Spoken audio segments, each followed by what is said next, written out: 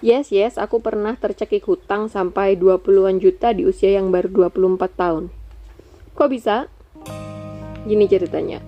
Waktu itu aku dan suami mau buka bisnis kan, yaitu usaha kambing kurban. Mulailah kita cari investor, siapa yang mau nitip kambing. Nanti pas kurban, kambingnya dijual dan labanya dibagi. Banyak banget yang tertarik loh, sampai ada kali 20 kambing di sebelah rumah waktu itu. Long story short, bisnisnya flop alias gatot dan kita harus balikin duit ke investor sekitar 20 jutaan itu.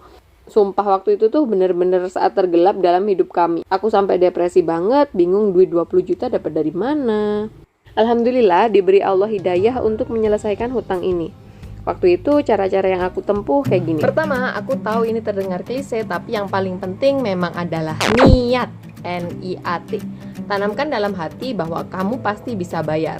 Mungkin nggak langsung semuanya, nggak langsung 20 juta, tapi sedikit demi sedikit seperti kamu lagi nyicil motor atau nyicil HP atau kredit apapun lah. Selalu ingat untuk mengencangkan ikat pinggang. Beli yang butuh, tinggalkan yang lainnya. Jauhi hidup sosialita dan foya-foya. Ingin rekreasi ke gunung dan pantai? Tenang, mereka nggak akan kemana-mana. Nanti juga bisa ke sana kok kalau hutangnya udah lunas. Pingin pizza? 2 tahun lagi pizza juga masih ada kok. Yang penting sekarang segera bebas dulu ya. Yang kedua, aku daftar semua hutang yang aku punya. Lalu, kelompokkan menjadi 2, yaitu hutang yang berdenda dan yang tidak berdenda. Hutang yang berdenda ini biasanya yang dipinjam dari bank, koperasi, BMT, rentenir. Pokoknya yang kalau misalnya kamu bayarnya telat, kamu akan kena denda. Dan hutang yang nggak berdenda biasanya kamu pinjam dari perorangan seperti saudara, teman, kerabat, dan lain-lain. Setelah itu aku urutkan masing-masing kelompok dari yang jumlahnya terkecil ke yang terbesar. Step ketiga, aku mendaftar pemasukan dan pengeluaran pasti. Batasi cuma pada pengeluaran yang butuh aja ya, yang pingin-pingin atau yang tersier, kebutuhan tersier itu nggak usah. Terus kurangi total pendapatan dengan pengeluaran kebutuhan, dan situ bisa dilihat berapa banyak aku bisa nyicil tiap kali gajian. Dan waktu itu aku bisa nyicil 300.000 setiap minggunya. Setelah tahu kemampuan membayar, langkah selanjutnya adalah komunikasi. Aku bilang ke investor-investor bahwa aku butuh waktu untuk balikin uang mereka. Untungnya investor aku ini orangnya pada baik-baik dan gak butuh duit. Jadi akhirnya semua pada bilang, udah santai, aku yang terakhir aja, duluin yang lain aja. Kalau semua minta yang terakhir, kapan aku bayarnya ya nggak? Alhamdulillah. Nah, kalau kamu punya kendala dengan cicilan berdenda yang kebanyakan, kamu juga perlu komunikasikan tuh dengan pemberi hutang. Bilang kamu pingin segera melunasi hutang, tapi kamu baru bisa bayar sekian per bulan misalnya, atau sekian per minggu. Mintalah keringanan angsuran dan bunga. Sudah banyak yang sukses kok melakukan ini. Selanjutnya, aku padukan step 3 dan 4 untuk membuat jadwal bayar hutang. Yap, aku bikin jadwal khusus untuk bayar hutang. Waktu itu suamiku gajiannya seminggu sekali kan, setiap hari Sabtu. Jadi 300.000 yang aku anggarkan itu aku alokasikan untuk bayar hutang. Idealnya kamu bayar dulu hutang yang paling sedikit.